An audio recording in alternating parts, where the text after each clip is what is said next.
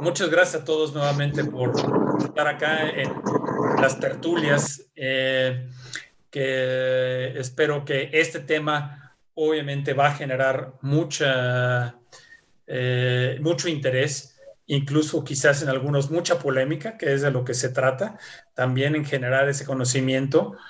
Entonces, en el formato como platicábamos y para nuestros oyentes, ya saben cómo es muy relajado el tema, incluso si ustedes lo permiten también al final puede haber un email de contacto que la gente pueda consultar con ustedes, y en algunos temas ha habido mucha interacción con los ponentes y algunas gentes totalmente fuera de línea, ¿no?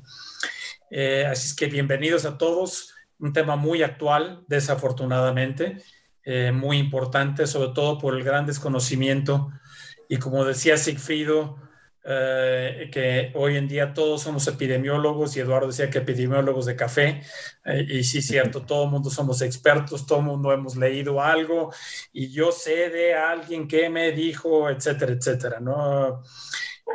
Incluso, y dando pie para que ya nos vayamos presentando, comentamos el caso de una persona muy connotada en salud, no voy a decir nombres para no poner obviamente en evidencia, que no había salido en ningún lugar, nada más había salido una grabación, le pusieron la vacuna y a los 3 o 4 días resultó que tenía COVID, ¿no? Entonces, claro, algunos es que le dio COVID por la vacuna, ¿no? Bueno, entonces, sí, no, por qué, etcétera. Todo ese tipo de cosas que podremos ir discutiendo. Entonces, como las damas siempre van primero. Claro, siempre. Gloria, por favor, preséntate en 1 o 2 minutos, lo que tú creas que sea más importante para que nuestro público sepa quién eres. Claro, muchísimas gracias y muchas gracias por la invitación. Yo soy Gloria Huerta García, soy infectóloga, soy pediatra, tengo una maestría y un doctorado en ciencias, tengo un máster también en VIH y soy parte de la Academia Mexicana de Pediatría. En este momento soy gerente médico de vacunas en GSK México como parte de mi conflicto de interés. No vamos a hablar de productos, vamos a platicar nada más de vacunas, pero como parte de mi conflicto de interés es importante mencionarlo. Y bueno, llevo conociendo las vacunas prácticamente desde la pediatría, mi residencia, y ahora que llevo ya 5 años en GSK en investigación, desarrollo y ciencia, ¿no? Esa soy yo. Muy buenas tardes y gracias por la invitación. La única rosa entre las espinas, que los demás somos las espinas. ¿No? Totalmente de acuerdo. Sigfrido, por favor, adelante, preséntate. Claro que sí. Yo soy Sigfrido Rangel, también soy médico, soy internista, soy infectólogo también. Tengo una maestría y un doctorado en ciencias. Debo de aclarar que no me graduó del doctorado, vale la pena decirlo, como disclosure. Por eso nunca lo pongo en mi currículum, pero bueno, también tengo el doctorado. Hice también una maestría en calidad de la atención médica. Y bueno, me he dedicado muchísimos años a la atención de VIH-Sida y de algunas otras enfermedades infecciosas, especialmente las relacionadas con la atención médica. Durante muchos años estuve trabajando en infecciones de la atención médica, nosocomiales. Y bueno, hace algunos años también me uní a la industria farmacéutica y soy director médico de GSK en México. También en Disclosure. Ahora tienes puros invitados de la industria, pero estamos aquí como médicos, profesionistas, no por supuesto, con ningún interés en hablar de lo que hacemos en otros lugares, ¿no? No, muchas gracias. Gracias por la invitación, encantado de estar aquí contigo. Y no sé si te acordarás, Sigfrido, que cuando yo iba a hacer mi tesis de la especialidad, fui contigo y me regalaste ahora sí que un concentrado de pseudomonas para hacer mi tesis de úlceras corneales por pseudomona. Entonces, así es. Yo estaba haciendo un estudio de pseudomonas multiresistentes asociadas con transmisión hospitalaria. Y afortunadamente, bueno, en los hospitales luego no es difícil encontrarlas. Entonces sí, efectivamente recuerdo que pero fíjate que son de esas cosas que dices, llegué tarde porque me acuerdo que empezamos a utilizar ciprofloxacina diluida ahí, como Dios nos dio a entender, y tuvo muy buen resultado, y en aquel entonces no había la ciprofloxacina tópica, oftalmológica. dijimos, pues ya descubrimos el hilo negro y como a los 2 o 3 meses un laboratorio X salió con la ciprofloxacina tópica, entonces bueno, el agujero de que yo pensé que iba a ser millonario no funcionó, pero bueno. No funcionó. Y así nos pasa a todos. Marco, por favor, preséntate. Gracias, muy amables por la invitación. Bueno, yo soy también internista, infectólogo. Tengo también maestría y doctorado en ciencias médicas, también un máster en VIH, entrenamiento en docencia médica, en farmacoeconomía y en certificación de asuntos médicos. Y bueno, también yo recientemente empecé a trabajar, bueno, hace algunos años en la industria farmacéutica y he sido responsable del área de VIH. Durante el año de la pandemia, como fue necesario apoyar y participar con manos y fuerza de trabajo, también me reincorporé a trabajar en el sistema público atendiendo pacientes con COVID. Entonces, durante prácticamente todo 2020 estuve viendo pacientes con COVID y bueno, la verdad es que es interesante desde el punto de vista científico, es doloroso desde el punto de vista humano, y sobre todo desde el punto de vista de los compañeros que uno ve caer, pero es muy motivante el ver cómo la ciencia ha podido hacerle frente y cómo la comunidad médica, pues comunidad en salud en general, ha podido también ayudar a solventar un poco este problema. Entonces, bueno, igual que Sigfrido, bueno, también trabajo para GSK y bueno, hace poco me enseñaron algunos proyectos también en el área de COVID. Perfecto, muchísimas gracias, Marco. Y bueno, como diría en inglés, last but not least, Eduardo, quien también me une una gran amistad de hace muchos años, y otro que desafortunadamente ha tenido que aprender mucho del COVID, pero bueno, preséntate, Eduardo, no te robo las palabras. Pues sí, gracias Van por invitarme a participar en varias de las tertulias. La verdad que se aprende mucho y digo aquí se aprende mucho porque yo estoy, después de ver pues y escuchar las hojas de vida de nuestros tertulianos, obviamente yo estoy como del otro lado de la barrera. Yo aquí no estoy para contestar preguntas, sino desde el punto de vista oftalmológico y de los médicos y de los epidemiólogos de café, para realizar las preguntas que todos los oftalmólogos que necesitamos aclarar sobre las dudas que existen en el día a día, tanto al momento actual como a futuro. Y en cuanto a mis actividades, pues hago atención oftalmológica en segmento anterior y tengo un gran interés en educación virtual, dirijo los webinars de la Asociación Panamericana de Oftalmología y soy editor de Review of Ophthalmology en español. Así que más bien vamos por el lado de la comunicación aquí. Vamos con mucho interés en esta tarde. Perfecto, pues bienvenidos a todos, muchas gracias. Y seguramente lo que va a suceder, como siempre nos pasa, es que se nos acaba el tiempo y quedan muchas cosas de las cuales quisiéramos hablar y decir, pero no se preocupen, si todos están de acuerdo, podemos hacer una segunda edición en marzo, porque estoy seguro que muchos van a tener esas preguntas. Y para que Laura me regañe, hoy voy a empezar con una pregunta que me mandaron del público intencionalmente y luego trataré de ceñirme un poco a las preguntas para que Laura no me regañe. Se ha dicho que las vacunas, y obviamente tenemos muchas vacunas y diferentes marcas, y que si una es con una dosis, que si son dosis, pero la pregunta que más me llamó la atención, aunque luego regresemos a eso, fue una de decir, no, es que no son vacunas, son terapia génica. Y me quedé pensando, bueno, pues pudiera ser.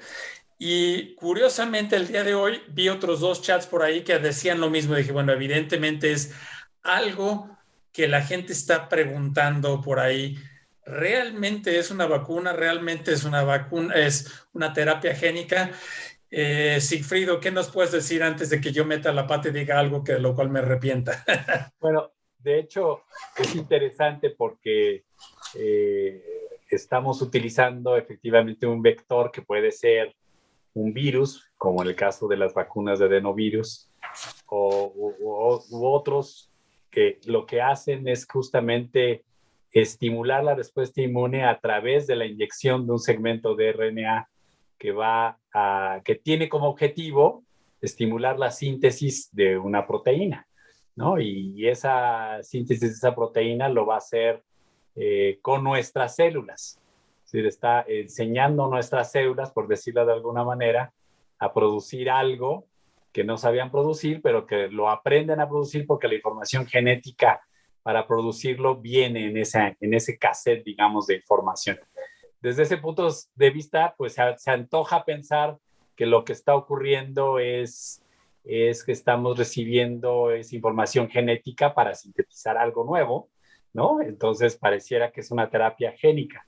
Ahora, estrictamente no estamos arreglando un gen, no estamos corrigiendo un problema. Ahorita, de hecho, Gloria nos hablará con más detalle de esto, pero en realidad lo único que nos está dando es una pequeña información para sintetizar una proteína solamente, ¿no? Una proteína que nos va a permitir que al producirse en suficientes cantidades va a inducir una respuesta inmune, que es lo que queremos, que se produzca una respuesta inmune contra una proteína y que resulta que esa proteína pues es la misma que tiene el virus en su superficie, ¿no? Entonces ese es el principio de estas nuevas vacunas, que es extraordinario. La verdad es extraordinario pensar que no era necesario,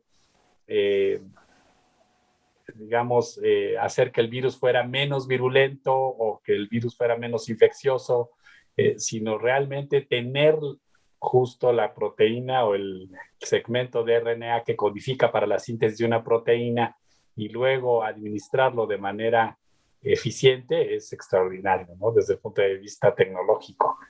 Y eso es lo que es, ¿no? Así de simple, pero no es algo que se va a integrar en tu DNA, lo que todos escuchamos por ahí en las noticias, ¿no? Que y va a obligar ahora a las células a producir cosas extrañas, a enseñarnos a hablar en ruso, por ejemplo, ¿no? Por supuesto que no. No, para nada. Lo único es que... No refiriéndonos a ninguna vacuna, por supuesto, ¿verdad? Pero bueno.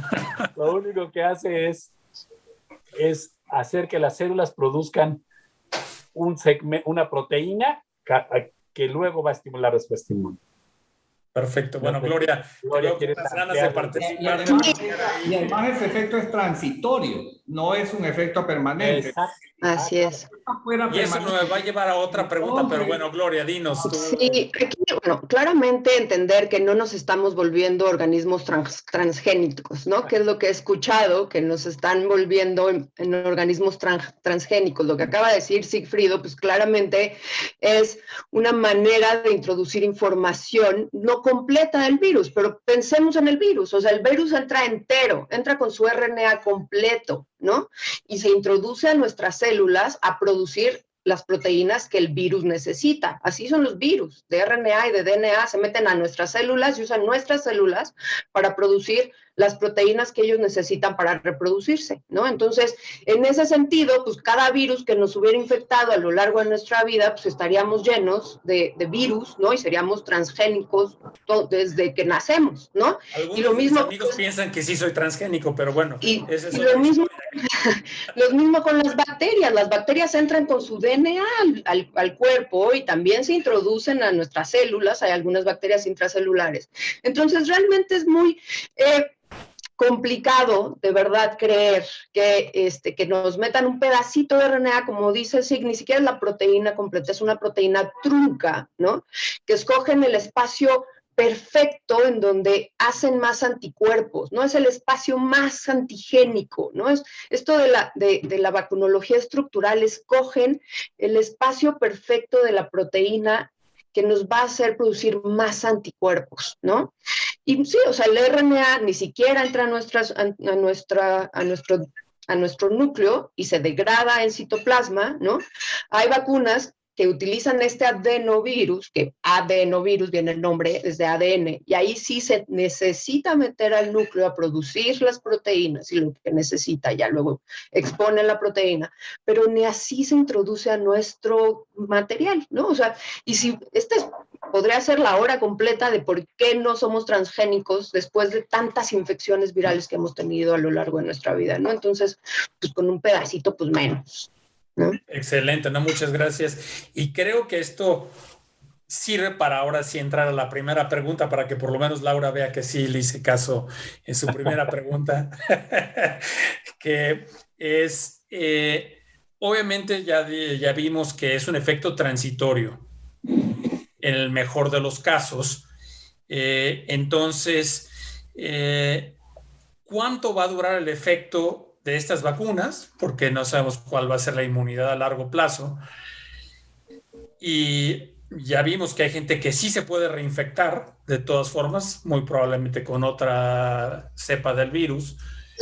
Pero incluso, por ejemplo, en un conocido de acá del instituto en Querétaro, que tuvo antígenos positivos, ya no me acuerdo los títulos, pero en diciembre, y hace unos días que estuvo en contacto con otra persona, se repitió los antígenos y el PCR y todos salieron negativos. Entonces, teóricamente ya no tiene antígenos. Desafortunadamente, no le hicieron la prueba de anticuerpos para ver cómo estaba, pero todo apuntaría, al menos lo que leeríamos los que no somos muy versados en este tema, que la inmunidad natural por la infección del virus o por la vacuna va a ser temporal. ¿Es cierto esto? ¿Y cuánto tiempo o de qué depende, no? Marco, a ver tú qué nos puedes decir al respecto, y luego alguien más levantará la mano seguramente, ¿no? Sí, es bien interesante. Hasta ahora los estudios de seguimiento que se han hecho en las personas que tienen infección natural, se ha observado que aproximadamente dura 3 meses esta nivel de anticuerpos. Hasta en los primeros 3 meses no se han documentado casos inmediatamente a la convalecencia de la infección por el SARS-CoV-2. Y bueno, en los ensayos de las vacunas, estos primeros 3 meses, lo que dicen las guías es que se han adaptado a esta expectativa de que los anticuerpos generados por las vacunas tengan mínimamente esta protección.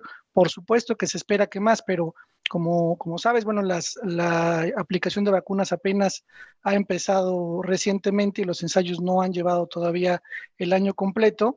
Entonces es difícil saber cuánto tiempo van a durar, pero hasta ahora las guías lo que dicen es que, bueno, se espera que mínimamente tengan esta protección de los primeros 3 meses para los desenlaces que buscan, ¿no? La enfermedad sintomática, hospitalización y muerte, pero bueno, seguramente tendremos más información conforme el seguimiento se alargue de los ensayos clínicos y ahora con esta implementación generalizada de vacunación en las poblaciones vulnerables.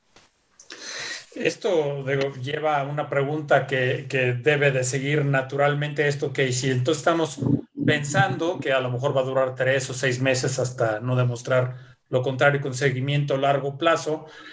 De por sí hay pocas vacunas y acá en el país, bueno, ni quiero decir, porque la estrategia nacional de vacunación, a veces uno piensa, como decía un chiste, si pongo mi lugar en la vacunación la puedo heredar, porque de aquí a que me toque a mí, quién sabe cuándo va a ser, ¿no? Quiere decir que voy a estar teniendo probablemente que vacunarme todos los años, e intencionalmente lo estoy haciendo porque mucha gente dice, sí, es que es un escándalo. Pues si lo hacemos con la de influenza y con otras cosas, no veo por qué no deberíamos de hacerlo con la vacuna cuando eventualmente haya suficientes vacunas, etcétera. Pero, Sigfrido, ¿qué opinas tú? Porque también me gustaría tener el dato de Eduardo de cómo están vacunando en Ecuador, que sé que hay sus peros y asegúnes, ¿no? Pero, Sigfrido, sí, ¿qué no, opinas? definitivamente, seguramente así va a ser. No conocemos todavía con exactitud la duración de los anticuerpos. Efectivamente, es algo que necesitamos entender mejor. También tenemos que entender cómo cambiará la epidemiología de la infección una vez que haya un suficiente número de personas vacunadas. Es decir, qué es lo que va a suceder. Pero lo que se anticipa o lo que se cree que va a suceder es que la enfermedad va a convertirse en una enfermedad endémica, que tengamos brotes periódicos de la infección, seguramente pueden tener algún carácter estacional o no, habrá que entender en las distintas latitudes cómo se empieza a comportar el virus, y que por lo tanto tendremos que recibir una vacuna seguramente para reforzar nuestra protección en contra del virus periódicamente. Esto seguramente así va a ser. Y que los laboratorios de investigación que de hecho ahora hacen vigilancia de influenza en el mundo, que todos ellos, muchos de ellos están haciendo ahora vigilancia de las variantes de coronavirus, que son justo lo que están describiendo, seguramente nos ayudarán a explicar la circulación de los virus en el mundo, es decir, qué variantes están predominando en ciertas partes del mundo, en qué hemisferios y cómo se comportan, para entonces preparar la vacuna para la siguiente estación o para el siguiente o los siguientes meses, dependiendo de las cepas prevalentes. Es decir, iremos aprendiendo cómo prevenir la enfermedad dependiendo de cómo finalmente, después de la pandemia, esperemos termine pronto, al convertirse en una enfermedad endémica, tenga ya un comportamiento que podamos predecir, que podamos entender mejor, y entonces, de acuerdo a eso, diseñar una política seguramente de revacunación, ¿no? Dependerá mucho de eso. Y el tema que trae esa colación, Van, de la duración del efecto protector de las vacunas, tiene implicaciones prácticas que ya se están viendo en ciertas regulaciones. Entiendo, por algo que estaba leyendo recientemente, que el pasaporte o certificado de vacunación, por ejemplo, para que tú puedas viajar internacionalmente, ¿sí?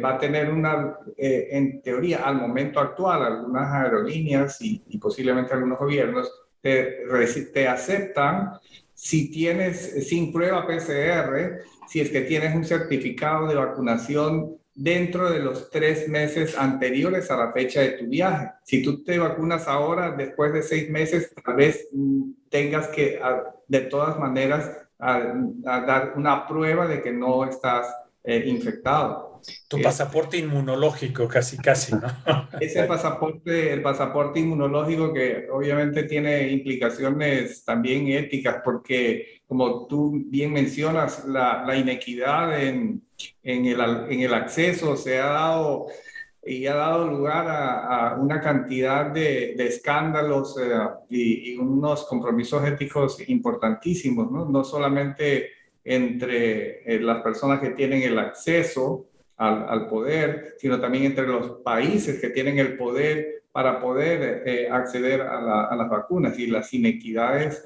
son tremendas, y la frase que se repite también es que mientras todos no estemos seguros, nadie va a estar seguro. Claro.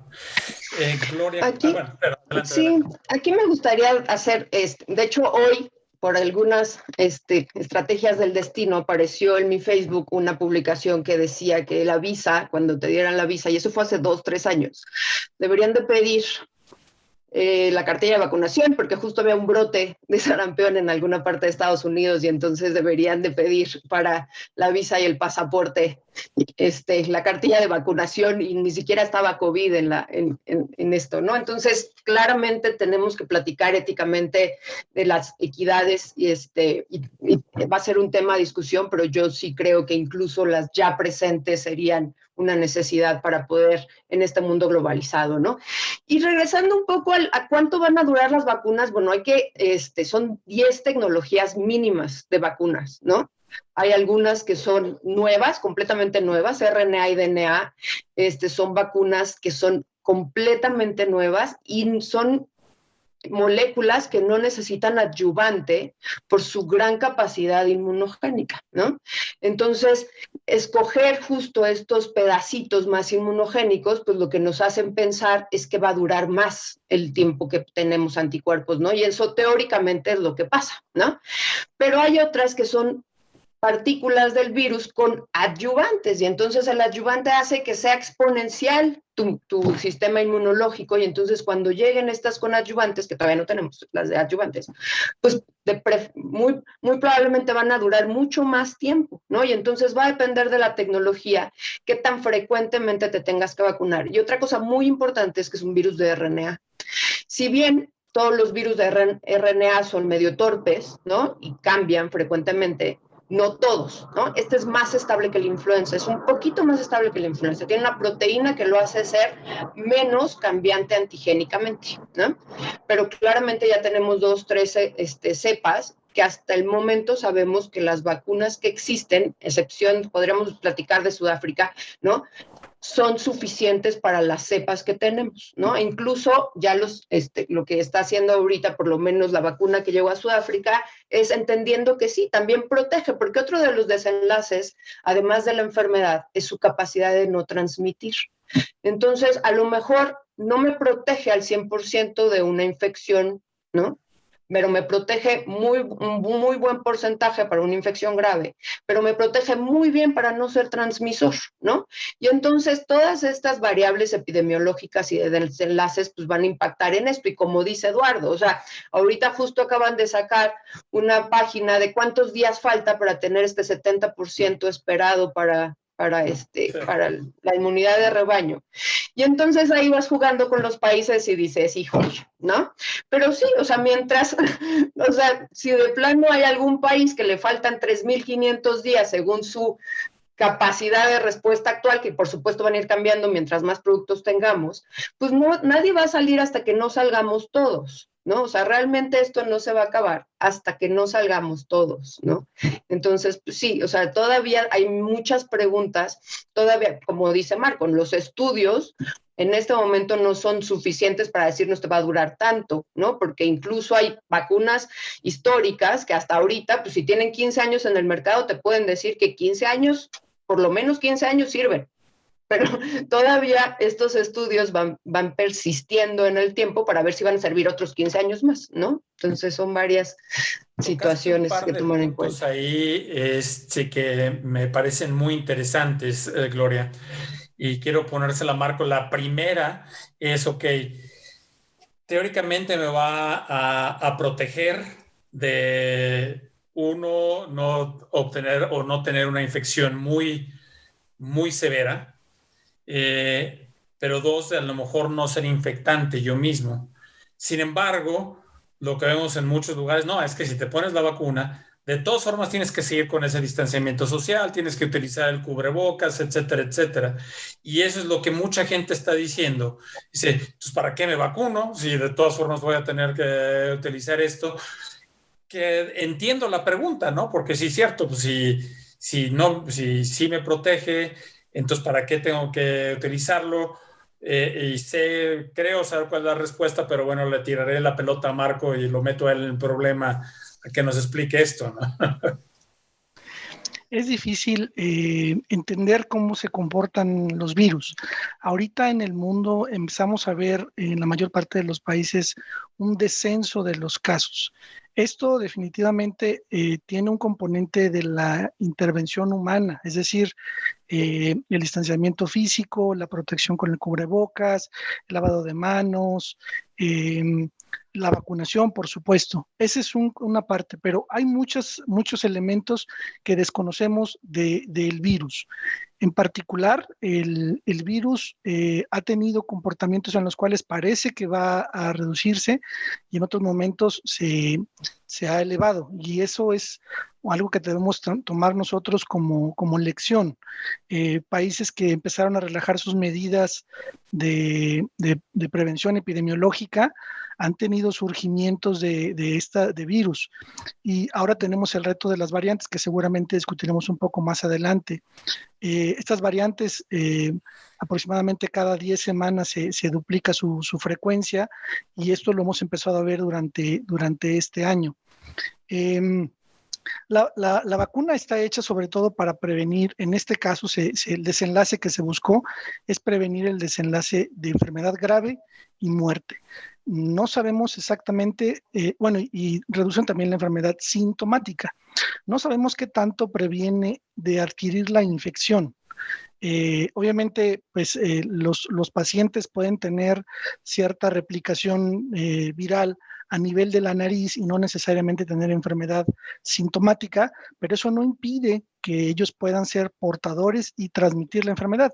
Nuevamente, el portador, pues no necesariamente es la persona que va a sufrir el desenlace. Probablemente alguna persona que por alguna razón la vacuna no tuvo el efecto, estaba inmunosuprimida, es una persona anciana y su sistema inmune va en descenso, pueda sufrir de esta transmisión de la persona que aunque esté vacunada, puede portar el virus y contagiar a alguien más.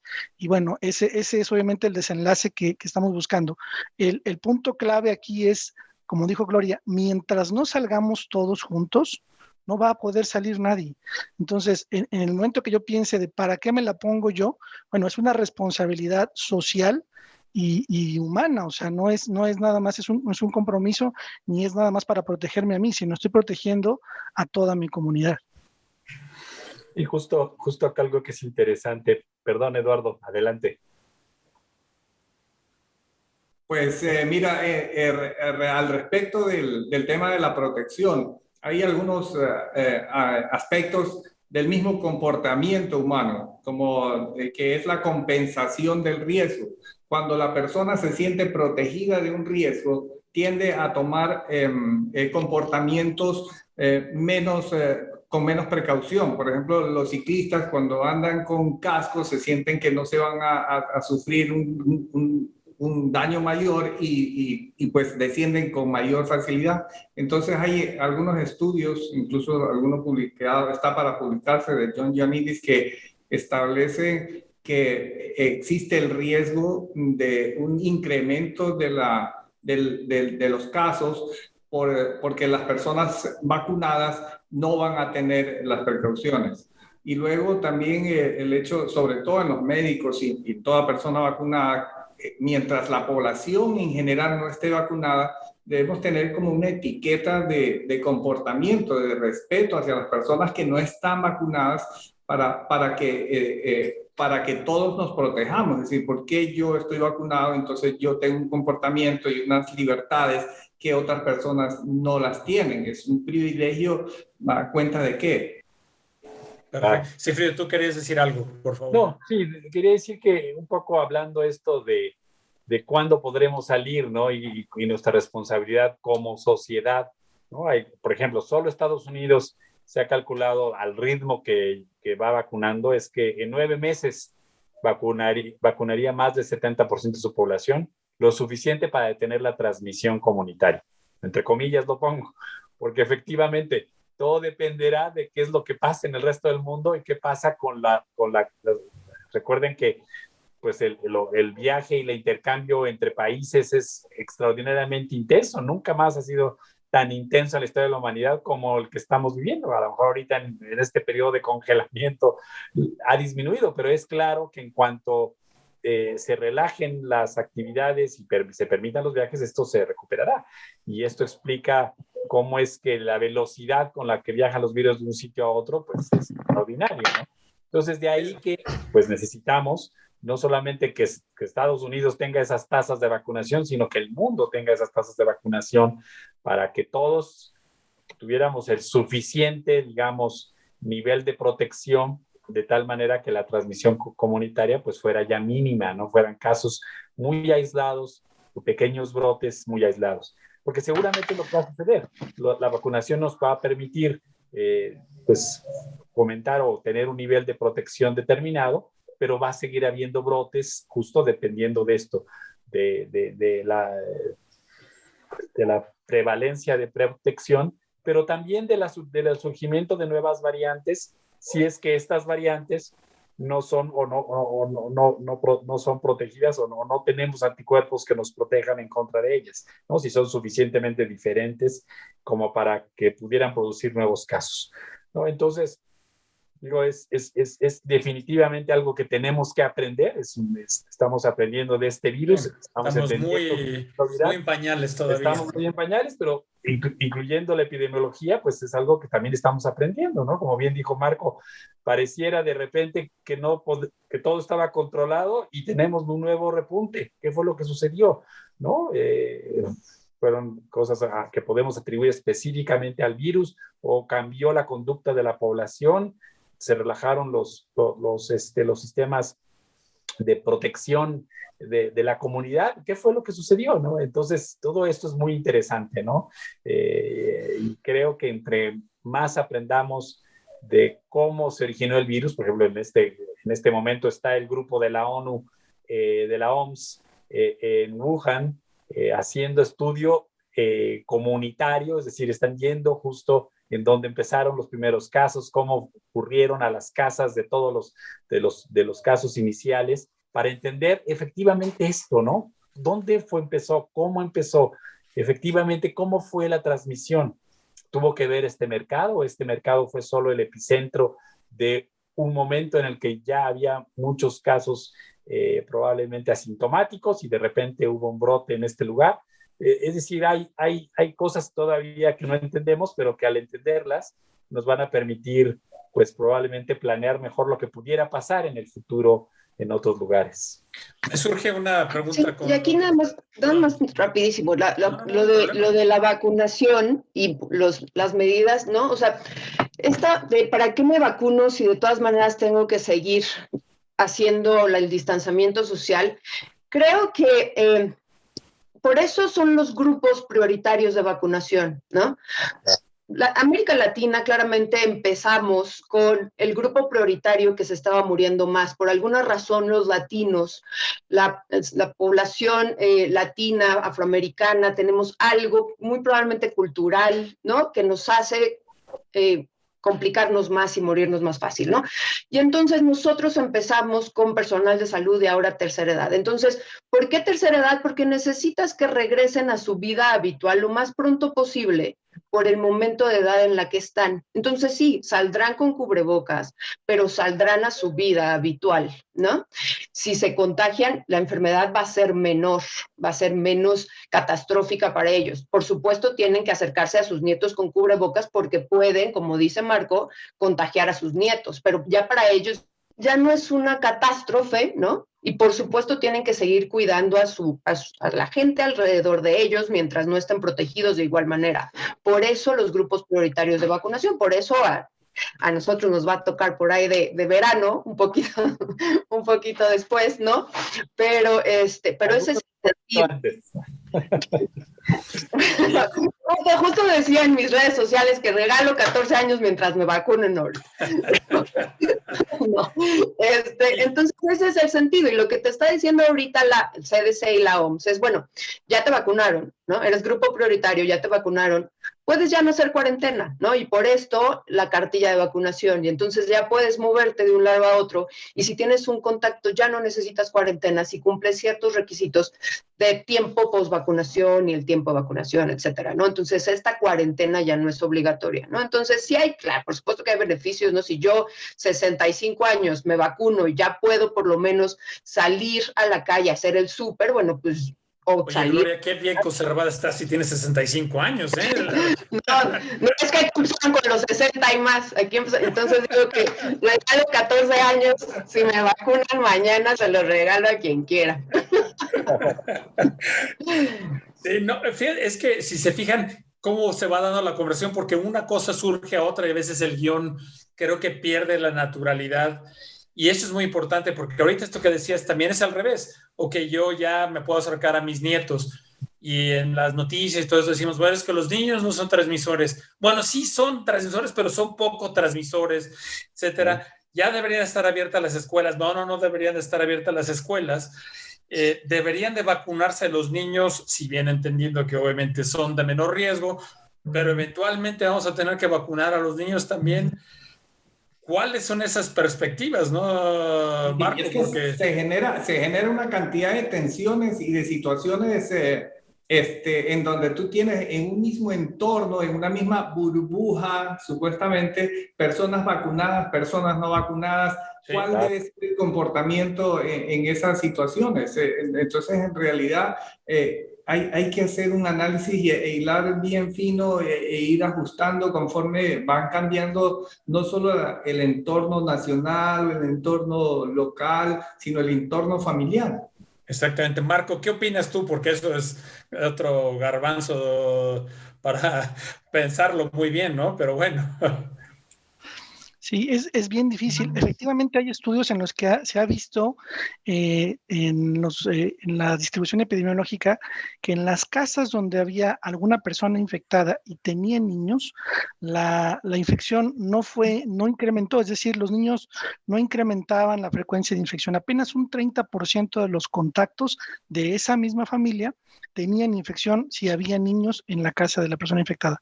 Pero si había una persona adulta, o otra persona adulta, pero el factor de riesgo era que fuera latina o de raza negra, como mencionó Gloria, ahí incrementaba hasta poco más del 60%. Entonces, sí tiene que ver la población en la cual estamos considerando la vacunación, y esa es la razón de Y sus comorbilidades, porque eso creo que es mucho. Pero ahí hay una cosa muy importante.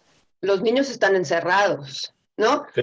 O sea, los niños están encerrados y sí, qué bueno que están, o sea, los niños que estaban en casa no están transmitiendo, por supuesto, porque no son los que están saliendo a la calle, ¿no? De todas las enfermedades respiratorias, y esta no es la excepción, los niños son los principales transmisores. Lo que sí sabemos en este momento es que sí se infectan. En general son sintomáticos, ¿no?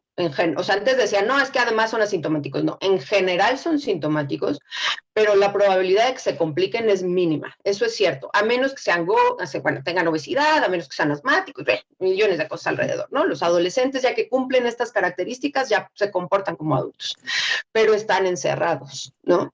Si existieran en este momento vacunas ya estudiadas en niños y efectivas en niños, la mejor estrategia de vacunación sería vacunar a los niños, primero, antes que a ninguno. Y eso lo mismo pasa con influenza. Si yo vacuno al 100% de mis escolares, bajo la tasa de transmisibilidad a mis abuelos y a mis adultos mayores en más del 70%. ¿No? Y entonces, no es que sea, por supuesto que si además vacuno a los adultos mayores, pues bajo mucho más su mortalidad, ¿no? Por supuesto, por eso son esos extremos de la vida los que se vacunan. Pero si yo ahorita tuviera una vacuna altamente efectiva en los niños, en la población pediátrica, salgo mucho más rápido vacunando a toda la población pediátrica que vacunando a los grupos de riesgo, ¿no? Entonces, aquí sí es pues aquí porque todavía no tenemos vacunas para menores de 16 años y es algo que mientras no tengamos vacunas para niños, no vamos a llegar a un 70% porque tenemos, o sea, ese 70% incluye a los niños. Y si no están siendo ahorita los principales transmisores es porque están encerrados. Los pediatras no tenemos trabajo ahorita. O sea, si un niño no va a la escuela, los pediatras no trabajamos, ¿no? Así es. De hecho, ya empezaron los estudios en niños, ya Pfizer tiene un estudio en niños, hay otros que ya empezaron sus estudios en niños, tienes muchísima razón. Esperamos tener información pronto de vacunas en niños, de efectividad de niños, para poder empezar a usar también en niños, porque efectivamente hay que completar la cadena de transmisión, no podemos olvidarnos de ese segmento tan importante de la transmisión que son los niños, ¿no? Y que si empezamos a dejarlos ir a la escuela, sí, ¿qué va a pasar? Y una de las cosas que también la gente pregunta, Sigfrido, y creo que es importantísimo, es, ok, y ya me voy a vacunar, soy sujeto de riesgo o ya me tocó estar en la cola y ahí tenemos todo el tipo de leyendas urbanas, me pusieron ahora la vacuna china y empecé con la de Pfizer, está bien, o no hubo vacunas, me dijeron regrese entre 2 meses. ¿Cuál debe ser el peligro y la conducta de esto? Porque claro, cuando no hay una estrategia bien montada, todo este tipo de situaciones las vamos a tener presentes, ¿no? Ahorita, de hecho, no hay información para la mezcla de vacunas. Ahorita justo acaba de empezar un estudio para entender si utilizas 2 tipos de vacunas, por ejemplo, de AstraZeneca y de Pfizer, qué pasaría en términos de eficacia y de seguridad. Pero la realidad es que en este momento no tenemos ninguna información para mezclar vacunas y por lo tanto, si recibes una vacuna X, tienes que recibir esa misma vacuna X posteriormente, porque la información que tenemos de seguridad y de eficacia está relacionado con el uso de esa combinación de vacunas. Entonces, digo, bueno, podemos especular de que a lo mejor utilizar 2 vacunas de RNA probablemente no sea muy distinto que utilizar 2 vacunas de adenovirus, ¿no? A lo mejor podríamos empezar a discutir eso, pero la realidad es que no hay información científica que valide la mezcla de vacunas. Sí, porque ya ha habido por ahí algunas urbanas que dicen que está sucediendo, ¿no?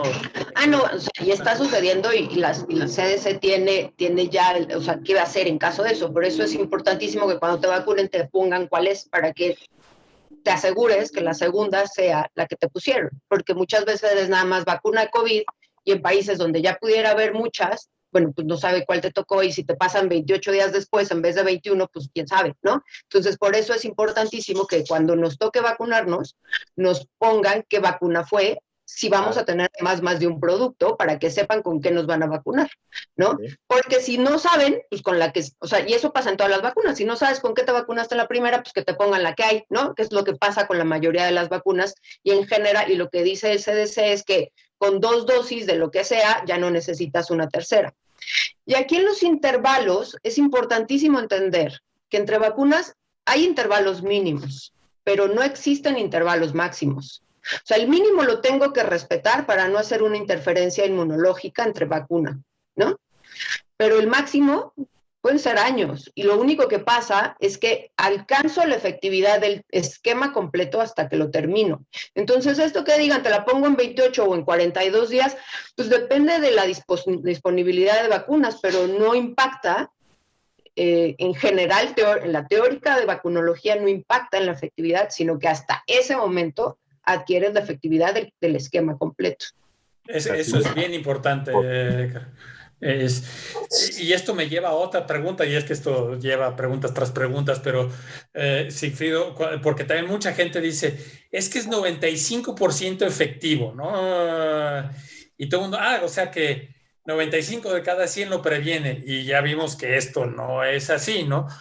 ¿Cómo explicarle a los que no entendemos bien de esto qué significa ese famoso 95% de efectividad?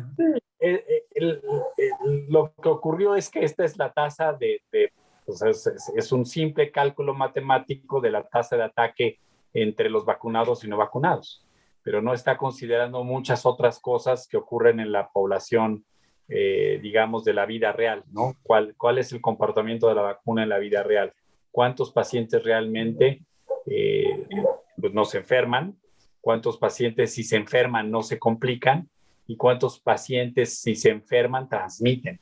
¿No? Es decir, hay muchas cosas que no hemos contestado en relación a las vacunas, que necesitamos entender mejor para poder explicar a la población, bueno, esto es lo que usted espera cuando se pone 2 dosis de una vacuna, ¿no? Y entonces decirle efectivamente, pues la reducción en la población del riesgo es de tanto %, ¿no? Ahorita lo único que sabemos es que comparada la tasa de ataque en un grupo contra el otro, fue efectivamente 95%, pero ¿cuál es la reducción de la enfermedad en una población vacunada una vez que estemos vacunando? ¿No? Eso necesitamos también calcularlo. ¿Qué es lo que yo esperaría con una vacuna que tenga el 95%? Que solo 1% se enfermen, que solo 5% se enfermen. Es decir, es algo que no entendemos todavía, que necesitamos datos. Necesitamos datos para entender mejor el comportamiento de la vacuna en la población. Sin embargo, bueno, sí podemos decir que la información en este momento es muy interesante en relación a la tasa de ataque, ¿no? En una población controlada, en un grupo de gente que la recibió, que tenían una cierta edad, en cierta población, etcétera, ¿no? Quisiera abundar. Sí, quería complementar el comentario de Sigfrido, porque esto es muy importante, sobre todo si nos escuchan colegas profesionales de la salud. El desenlace buscado por las vacunas era prevenir enfermedad grave y muerte, ese era el objetivo inicial. Y hasta ahora, todas las vacunas, el 100% generan esta protección. Es decir, al menos hay unas vacunas que están todavía en fases preliminares, pero hasta ahora los desenlaces preliminares son 100%. Es decir, si una persona, hay que fomentar que se vacunen porque van a prevenir desenlace de enfermedad grave y muerte. Ese 95% efectivamente, como dice Sigfrido, es la tasa de ataque. Y obviamente es para enfermedad sintomática, no para enfermedad grave ni muerte. 95% de enfermedad sintomática, y de ahí sí hay diferentes proporciones de protección. Hay algunas que llegan apenas al 50, 60%, pero es para enfermedad sintomática. Ese porcentaje es importante dependiendo de la población. Si es una población a lo mejor pequeña de no sé, 1,000 habitantes, pues por supuesto que apenas 50 habitantes, 500 habitantes enfermos, la verdad es que no va a haber tanta incremento de enfermedad sintomática. Pero una población muy grande de millones de personas, pues esa protección, aún con la vacuna, va a haber algunos casos de enfermedad sintomática, y esos son los casos que pueden transmitirla a la población vulnerable, que pueda no estar vacunada o no tener un adecuado efecto inmunológico por su condición de edad, de comorbilidades, etcétera. Pero ese matiz de protección no se está comunicando bien y está generando reacciones importantes en algunos países. En Francia, en Alemania, los médicos están rechazando y la población está rechazando ciertos tipos de vacunas. Aquí en Ecuador te aseguro que llega la vacuna que llegue y se acaba, pero en donde pueden escoger sí está generando esas diferencias en percepción, el riesgo percibido. Y tú sabes que en las personas las percepciones son finalmente las realidades, ¿no? Tomas decisiones en base a tus percepciones. Sí, lo que pasa es que además considerar que desde el punto de vista poblacional se puede tener un objetivo de vacunar. ¿Cuál sería el objetivo? Que no hubiera casos. Ahora, desde el punto de vista individual, ¿qué es lo que queremos? Que el paciente no desarrolle las formas graves de la enfermedad, ¿no? Idealmente que no se enferme, pero que no tenga, que no requiera hospitalizarse ni morir por la enfermedad, ¿no? Y creo que es un poco haciendo analogía con lo que pasa con la vacuna de influenza. O sea, la vacuna de influenza, hay temporadas que tiene tasas de protección muy bajas para la enfermedad sintomática, pero sigue protegiendo para las formas graves de la enfermedad. Eso es importante saberlo, porque desde el punto de vista de población, bueno, cuando le dicen a uno, es que te voy a poner la de AstraZeneca, que tiene 65% de protección, ¿no? Bueno, ahora sabemos que si se separa 12 semanas la segunda dosis, tiene tasas por arriba del 85% por medio, ¿no? Bueno, hemos aprendido cosas, pero bueno, estos rumores se escuchan, ¿no? Hay algunas que producen tasas de protección muy bajas. Bueno, para enfermedad sintomática, ¿no? Que, sin embargo, si es la única disponible, desde el punto de vista individual, esto hace la diferencia entre la vida y la muerte. Hay que vacunarse, es la disponible y me va a proteger contra las formas graves de la enfermedad. Probablemente si me enfermo pueda tener síntomas, es probable, ¿no? Porque probablemente la protección de enfermedad sintomática no sea tan elevada, pero el que tenga yo complicaciones, que tenga desarrollo de neumonía y probablemente me muera por esta enfermedad, seguramente no va a ocurrir, ¿no? Entonces, y una pregunta, grandes diferencias. sí, a los expertos, una pregunta. Si recibo en este momento una vacuna de adenovirus, que supuestamente tienen un poco menos de protección, a futuro ¿podré ponerme una vacuna de ARN mensajero si llego a conseguirla? En el peor de los casos, ¿me compraría tiempo? Sí, claro. O sea, una de las cosas que a mí o sea, justo, ¿no? En esta posibilidad de escoger, he tenido pacientes que me dicen, bueno, ¿y si me espero a la de, ¿no? O sea, antes creíamos que primero iba a llegar la rusa y finalmente primero llegó la de Pfizer, ¿no? Entonces me decían, bueno, es que mi hija vive en Estados Unidos y me espero a la de Pfizer, ¿no? En este momento, la mejor vacuna es la que te toca, ¿no? O sea, realmente no hay mejor vacuna que la que te toca en el momento, porque aunque sea un 65% que de AstraZeneca, eso ya es completamente diferente, ¿no? Es más que cero y es la que hay, ¿no? Y no es que ya después podremos escoger entre productos, por supuesto, y poner diferentes esquemas, por supuesto, ¿no? O sea, no limita, ¿no? O sea, no limita poder aplicarnos unos esquemas que yo considere más efectivos en algún momento de la historia de la disponibilidad de las vacunas, ¿no?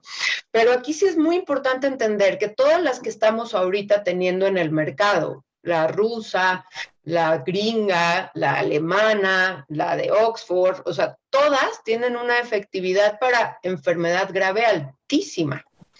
Entonces, pues la mejor vacuna es la que me toca, en el momento que me toque. ¿no? Ahora, Gloria, eso que está diciendo también es bien importante porque, y eso también está en los medios, es que la rusa solamente lleva 2,000 pacientes en fase 3, mientras que No, la de pero Pfizer lleva 40,000, cosas así. no, Y sí, obviamente la sí. percepción de muchos colegas es importante. No, pues desde luego estos chefs rusos, ¿no? Que se No, vayan pero es que para es allá, importante. ¿no? Claro, o sea, la verdad es que aquí es importantísimo entender cuándo una vacuna se libera de emergencia, ¿no? O sea, tú no puedes, o sea, ninguna sistema regulador, FDA, EMA, o COFEPRIS, o el que sea que les corresponda a cada uno de esos países, puede liberar una vacuna de emergencia sin que tenga la cantidad específica de sujetos incluidos en fase 3, ¿no?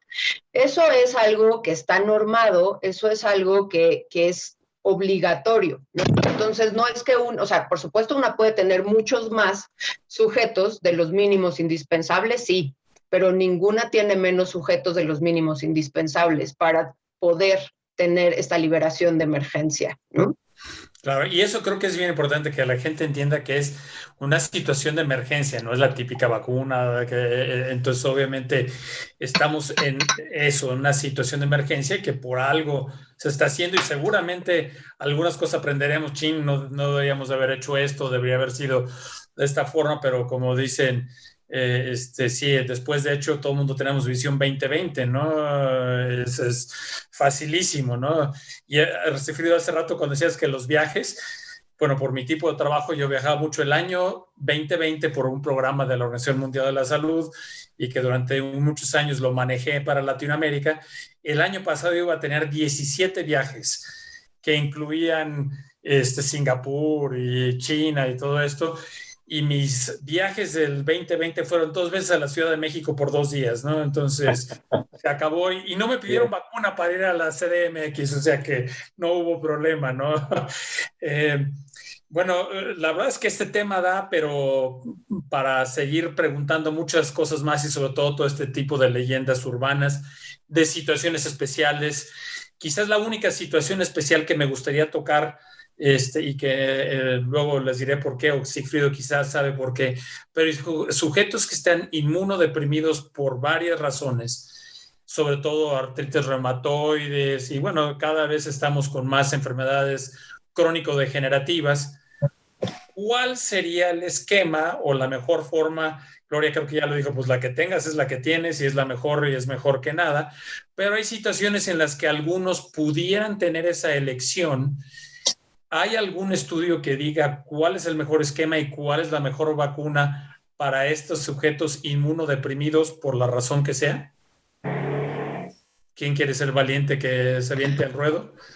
Pues no, no. En este momento no hay ninguna vacuna que tenga el suficiente número de sujetos de cada una de las de enfermedades inmunocomprometedoras como para decidir cuál es la mejor vacuna para ellos, ¿no? O sea, todo el mundo sabemos que independientemente sean muy buenas las vacunas para ellos, siempre van a tener una capacidad menor de responder inmunológicamente hablando. En este momento también hay vacunas, y es algo que me acordé que quería puntualizar con los anticuerpos, hay vacunas que están, por ejemplo, las de RNA y DNA, tienen una muy buena producción de inmunidad celular, además de la humoral, ¿no? No todas las vacunas tienen estas dos vertientes de producción, dependiendo de cada una de las vacunas, tenemos más de una, más de otra, pero hay vacunas que tienen mayor, y muy probablemente esas van a ser las que van a escogerse para, ¿no? Pero eso lo tenemos que ir aprendiendo y tenemos que tener estudios suficientes, ¿no? Aquí la indicación es, se vacunan con la que hay, ¿no? Tampoco hay una recomendación de un refuerzo, o sea, una tercera dosis en estos pacientes inmunocomprometidos, por lo menos no en este momento de la historia, porque todavía no hay esta evolución de qué tan inmunogénicas son. Y otra cosa importantísima que quería mencionar desde la primera pregunta es todas estas personas que ya fueron vacunadas, que se están haciendo anticuerpos para saber qué tantos anticuerpos hicieron. Esto es un grave error. ¿Por qué? Porque los anticuerpos que yo estoy produciendo con la vacuna son diferentes a los anticuerpos que piden los laboratorios para enfermedad. Los laboratorios para enfermedad hacen anticuerpos IgG e IgM contra la proteína N. los que hacen en este momento, los anticuerpos que hacen las vacunas que en este momento están aplicando son anticuerpos contra la proteína S. Y no todos los laboratorios hacen anticuerpos contra la proteína S. Tienes que pedir específico. En México hay 2 o 3 laboratorios muy particulares que hacen anticuerpos contra proteína S. Y entonces también es que ya me vacuné y no tengo anticuerpos. No tienes N, porque seguramente no te has infectado, ¿no? No has producido anticuerpos N. Y los únicos que tienes son S y esos no te los están midiendo, ¿no? Y entonces también entender que no me vacuno, me voy a hacer anticuerpos y si no tengo, entro en pánico, tampoco, ¿no? Y también entendiendo que ya muchos de nosotros podríamos estar vacunados en este contexto. Claro. Perfecto, muchas gracias. Pues se nos está acabando el tiempo, pero creo que debemos de tocar algo, sea en los próximos 10 minutos, y este es un tema inagotable, pero obviamente hay muchas terapias que se han discutido, incluso como preventivas o como coadyuvantes al tratamiento, ¿no? Hidroxicloroquina, que acabó hasta dándosele a Donald Trump y resistió, bueno, sí funcionaba, sí no funcionaba, volvió a hacer que funcione. Además, la literatura sigue sacando cada semana o cada 2 semanas un artículo nuevamente con hidroxicloroquina, como dicen, bueno, ya, a ver, esta creo que sí, seguramente la podemos dejar estacionada, creo que no fue la que debe ser, pero sí hay algunos, incluso los esquemas argentinos o los israelitas o algunos americanos que están utilizando la ivermectina y sobre todo la asociación con vitamina D y zinc y algunos con vitamina C añadida. Sigfrido, ¿qué nos puedes decir al respecto? Porque mucha gente lo está utilizando y es my disclosure. Yo estoy tomando ivermectina por otras razones, pero bueno. Espero que no es por piojos, pero No. Pero no, bueno, la verdad es que hay que ser muy claros, no hay estudios clínicos suficientes con ninguno de esos tratamientos. Es decir, efectivamente se han utilizado porque hay 1 o 2 estudios que han informado, por ejemplo, en el caso de ivermectina, su actividad in vitro en contra de la replicación viral, y con base en este estudio de uso in vitro, pues se ha utilizado pues en muchos países, ¿no? Latinoamérica probablemente sea el área del mundo donde más se ha usado ivermectina, de muchas maneras, ¿no? Hay estudios donde... quisiera decir que el problema más grave es que la mayoría de los estudios son estudios abiertos, ¿no? Series de casos donde utilizaron la ivermectina en pacientes en una dosis o en una dosis cada 7 días o por 5 días, etcétera, en distintos esquemas, pero en estudios abiertos. Entonces, claro, hay que recordar que el 80% de los pacientes se van a curar, no importa qué hagamos. Es decir, la enfermedad se autolimita, tiene unos síntomas unos días, y bueno, nos vamos a curar espontáneamente, por decirlo así. En una enfermedad que tienes 80% de respuesta, o sea, que el cuerpo se va a deshacer de ella espontáneamente, pues necesitas una población suficiente de casos y controles para poder comparar el efecto, ¿no? Y poder estratificar a los pacientes por enfermedad, si tenían enfermedad grave, en los casos y en los controles, y poder evaluar entonces los desenlaces adecuadamente. Si no tienes esos adecuados controles, si no tienes esas adecuadas comparaciones, pues entonces es difícil entonces hacer conclusiones, ¿no? Y todo lo que utilices, ¿no? Hay gente que dice, es que yo en mi clínica he tratado a todos los pacientes con ivermectina y nadie se ha muerto.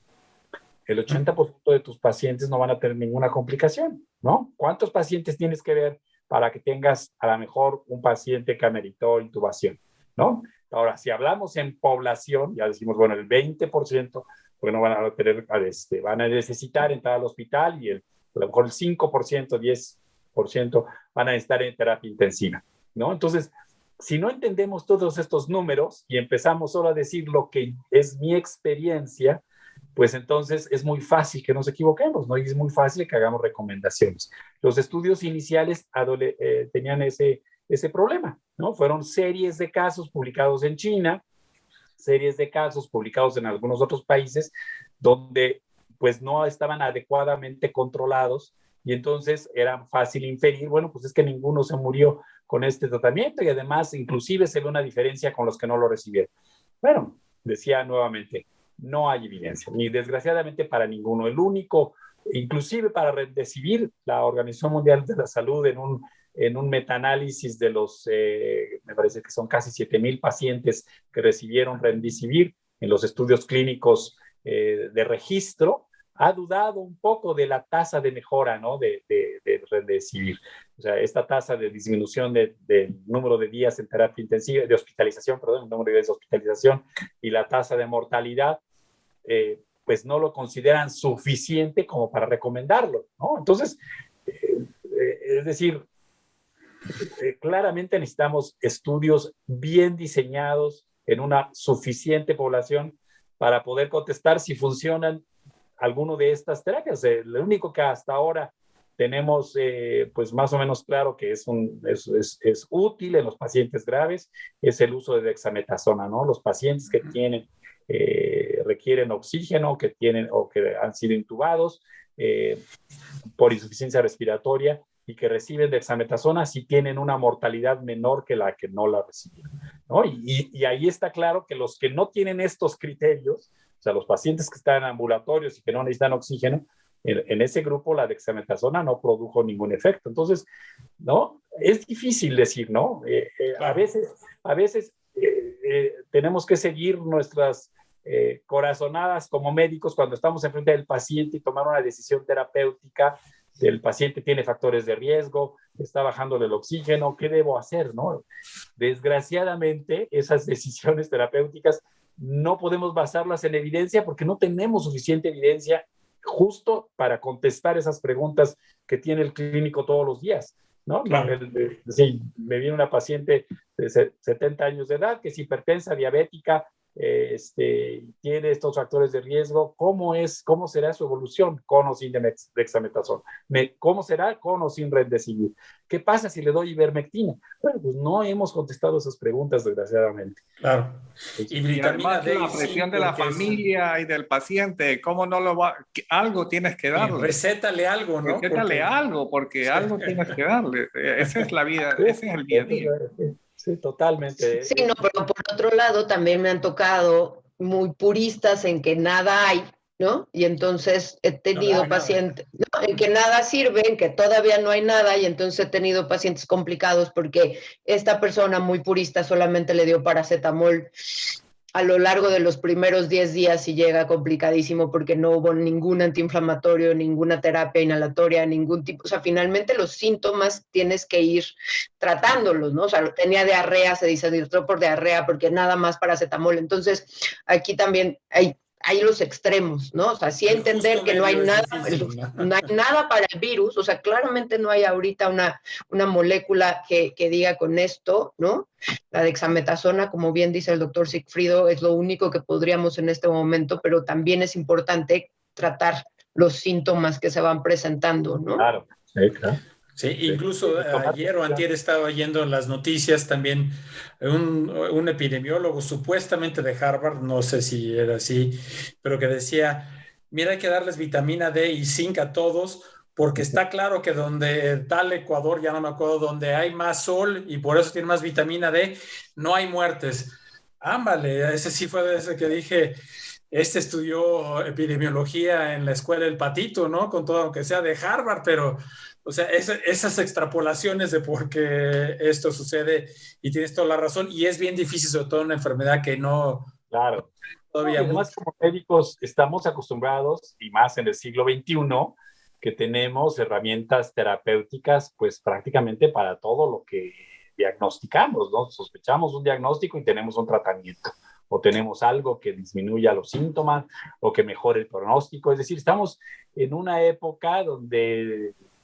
digamos, el trabajo del médico, pues es totalmente diferente, ¿no? Que hace un siglo, cuando la pandemia de influenza. Entonces, claro, el sentirnos de que no estamos dando nada, ¿cómo no es que vamos a dar algo? Y efectivamente, ¿no? Sí debemos de tratar al paciente y debemos de ir de acuerdo a los síntomas, pues ir manejando los síntomas para asegurar que pues no haya complicaciones, por supuesto.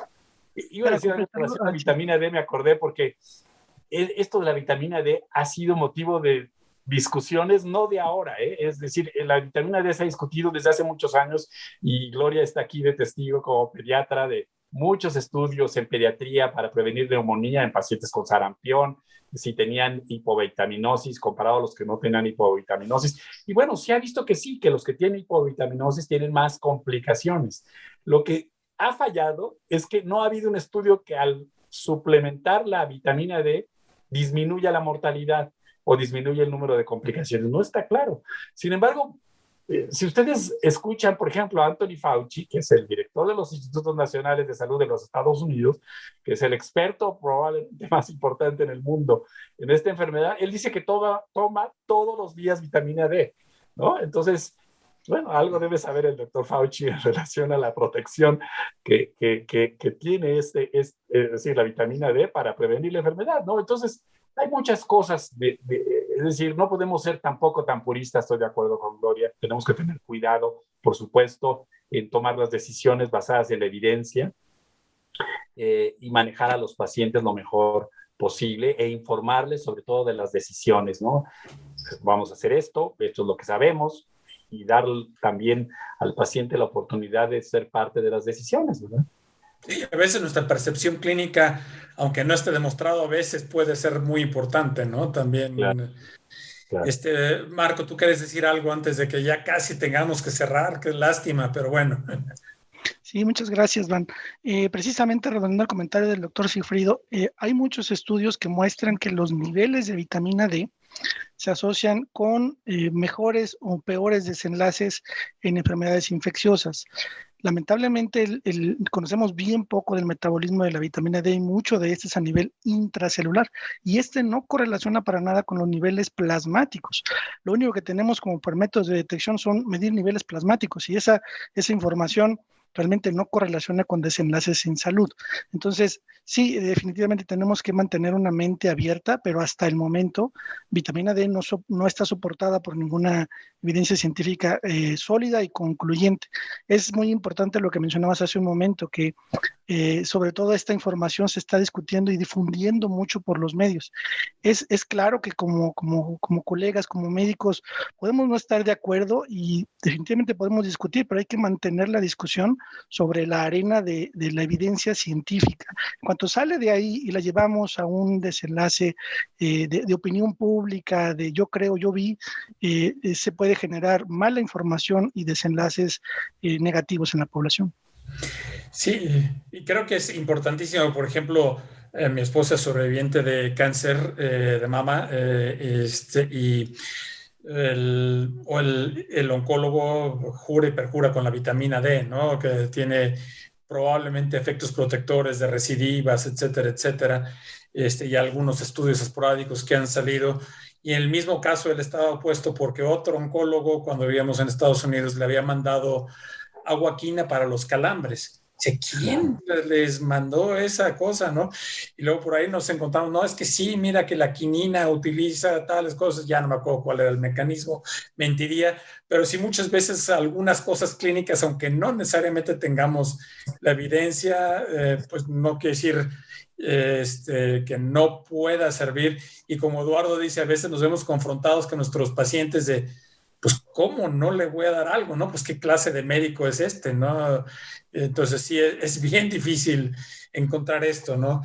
Pues, miren, lamentablemente yo me lo he pasado muy bien y ya está llegando esto al final, pero siempre acabamos con 1 o 2 minutos de su mensaje final que quieran dar y ojalá podamos repetir esto el próximo mes y hagamos un guión bien estructurado para que Laura no me regañe. Ahorita va a prender la cámara y me va a hacer caras, pero pero bueno, otra vez Gloria, las damas primero. ¿Qué mensaje quisieras cerrar? Gracias, muchas gracias. La verdad es que disfruté muchísimo esta discusión y bueno, el mensaje que me gustaría que permeara es que confiemos en el valor de las vacunas, confiemos en la seguridad de las vacunas que van a estar disponibles en cuanto estén disponibles, ¿no? O sea, no nos estamos saltando ningún paso. Toda esta historia de investigación con SARS-CoV-2 la traemos desde su hermano mayor, el SARS-CoV-1 y el MERS, que ya llevan más de 20 años en la faz de la Tierra, ¿no? Y entonces no es una plataforma que acabamos de descubrir, no la descubrimos en este año, no fue una evaluación de 6 meses, ¿no? Llevamos estudios preclínicos, bueno, ya digo llevamos como si yo fuera, bueno, llevan estudios preclínicos y mucha información científica después de estas pandemias, ¿no? Entonces entendamos que una vez que la vacuna ya está disponible para el mundo, es algo en lo que podemos confiar, ¿no? Claramente son moléculas externas que pueden generar ciertos efectos adversos, pero son mínimos en relación con cualquier molécula, la que gusten o manden, incluso que el paracetamol, ¿no? Y entonces sí podemos confiar en esto, ¿no? O sea, hablando de los virus, llevamos más de 40 años de la pandemia de VIH y no tenemos vacuna, y sí tenemos repuntes, ¿no? Entonces, claramente cada vez van a ser más frecuentes las pandemias, cada vez tenemos más interacción con el mundo, cada vez tenemos menos respeto, por decirlo de alguna manera, con la naturaleza y con toda esta interacción, ¿no? Perdemos el miedo y entonces hay millones de virus no descubiertos, ¿no? Entonces yo soy infectóloga porque es una labor detectivesca fantástica y cada año me llevo 2 pandemias y me apasiona ser parte de la historia, ¿no? Y ver el impacto de las vacunas es algo que me apasiona más, ¿no? Entonces, confiemos en las vacunas, aplíquense las vacunas, ¿no? Hay muy pocas contraindicaciones. Sigfrido. Bueno, yo solo recordarle a la población que es muy importante consultar a su médico, es decir, ante los primeros síntomas, tener a un médico al que podamos acercarnos y preguntarle y estar en contacto con él para conocer las cosas que tenemos que hacer ante la evolución de la enfermedad. Es cierto que la mayor parte de las infecciones se curan en casa, pero también es cierto que podemos complicarnos y que es muy importante que alguien nos ayude a tomar la decisión y tengamos aquí alguien a quien preguntarle para tomar una decisión en caso de que necesitemos tomar una decisión de ir al hospital, sea lo más pronto posible, en las mejores condiciones y no esperar a que estemos ya muy graves, donde sea probablemente muy probable que tengamos complicaciones, como hemos visto, ¿no? Muchos pacientes llegan a los hospitales a morir. A lo mejor si hubieran llegado 5 días antes, hubieran sido las condiciones distintas y el manejo diferente y por lo tanto su pronóstico hubiera sido también distinto. Entonces, efectivamente es una enfermedad que entendemos ahora que la mayoría de las personas les va a ir muy bien, pero que es muy importante también entender cuáles son esos síntomas que tenemos que vigilar, qué cosas tenemos que saber y cuándo tenemos que tomar una decisión para acudir al hospital y ser atendido apropiadamente. Muchas gracias, Frido. Marco. Muchas gracias, Van. Yo tengo 2 mensajes. Uno, gente de personal no de salud, vacúnense. Personal de salud, vacúnense y fomenten la vacunación. Tenemos esta fortuna de tener acceso a la vacunación. Sabemos que ahorita hay un desequilibrio en esta distribución de vacunas y es una oportunidad invaluable. Hay una distribución de esta población, esta segmentación, priorización de la vacunación, pero todos hemos sido testigos de que hay personal de actividades primordiales que no ha dejado de trabajar y se sigue exponiendo.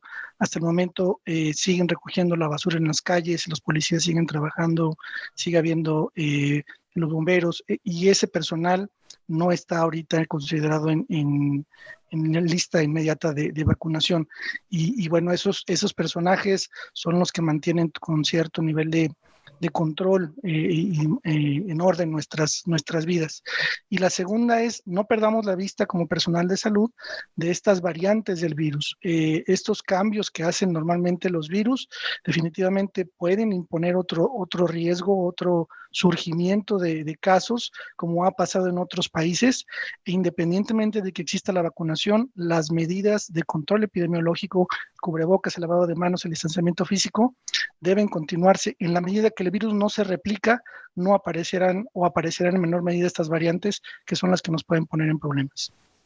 Creo, te acordarás, Gifrido, en la Benemérita Escuela Mexicana de Medicina, de donde procedemos ambos, que había un profesor de nosología que decía, si le sale un plátano por la oreja es lupus.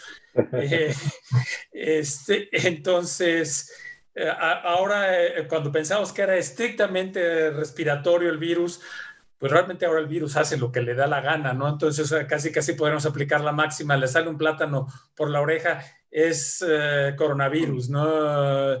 No dejarnos nada más porque no tiene estos síntomas o lo que sea, no es coronavirus, sí hay que tomárselo muy en serio. Y lo que decías tú, Sigfrido, también, porque a veces gentes, incluso ese paciente que tú sabes de cuál estábamos hablando, desafortunadamente se dejó ir y, no, ahí está bien, está con su oxígeno ahí, con su concentrador, y se perdieron 4 o 5 días muy importantes, ¿no? Que pudieron haber tenido otro desenlace, ¿no? Sí. Eduardo. Pues sí, en realidad, después de escuchar a los expertos, solo me queda compartir con ustedes la alegría más grande que he tenido en estos días es que a mi hijo, que está haciendo su entrenamiento en oftalmología y está trabajando en un ambiente hospitalario, pues lo vacunaron ayer. Y ojalá que todos puedan tener esa alegría. Yo todavía no he logrado vacunarme, nadie más en mi familia cercana, pero cada día recibo alegría de gente cercana, y ayer pues qué más alegría y satisfacción que mi hijo por lo menos ya está vacunado. Ojalá que todos pronto podamos tener esa dicha, esa alegría y no tener duda al momento de tomar la decisión. Bueno, cuando quieras hacer su especialidad, me lo mandas para acá, para Querétaro, Eduardo. Encantado. Las mejores manos. Bueno, pues a mí no me queda nada más que agradecerles, la verdad, me la pasé súper bien. Algunos conceptos me quedaron mucho más claros porque he querido leer mucho, pero evidentemente no siendo la especialidad, a veces las cosas son difíciles de interpretar o de analizar la evidencia, sobre todo cuando hay evidencia tan contradictoria en algunas ocasiones. Quiero cederle la palabra a Laura, que es nuestra hospedera en Latin Media Review of Ophthalmology, oftalmólogo al día y conexas, para cerrar este muy agradable ejercicio. No, esto ha sido un lujo, y lo que más me llama la atención es la importancia de ustedes, no solo en su rol de investigadores en este momento, doctor Banda y doctora Huerta, sino también como educadores. En este momento nuestra audiencia oftalmológica, que a pesar de ser médicos tienen muchísimas preguntas. Yo tenía más oftalmólogos que querían estar hoy en la tertulia, pero por una u otra razón no han podido estar, y sé que muchos más van a querer estar, porque entre la comunidad médica de diferentes especialidades hay tantas dudas en sí, y entonces me parece que ustedes de verdad en este momento tienen un doble trabajo enorme, el de investigadores, el de cuidar a sus pacientes y además el de ayudar a educar a la población y a otras especialidades médicas para que ellos en sí puedan educar a sus pacientes, porque una cosa que es evidente es que hay una gran necesidad de educación, ¿no? Para que todas las poblaciones se vacunen, pero también tengamos un gran sentido de comportamiento y de ética con el prójimo, ¿no? Y que el otro día en un canal de televisión aquí oía una chica muy educada que decía, pues yo una vez que me vacune no voy a utilizar máscara, porque entonces ¿para qué me va? O sea, en gente de un nivel muy alto de educación. Entonces yo creo que hay una gran necesidad y de verdad les agradezco. Ni me imagino el trabajo que tienen, pero gracias por venir y educarnos, y espero que podamos repetirlo juntos otra vez. Eso que dijiste, a veces pueden tener un nivel de escolaridad muy alto, más no necesariamente de educación, ¿no? Que eso es una diferencia enorme. Sí. Pues nuevamente, muchísimas gracias a todos. Ya los estaremos molestando para el episodio 2. Eso es como las series en Netflix, ¿no? De temporada 1, episodio 2. O sea que los vamos a seguir molestando porque además es un tema que da para mucho, y además que cada vez más van saliendo cosas que creo que vale la pena que actualicemos.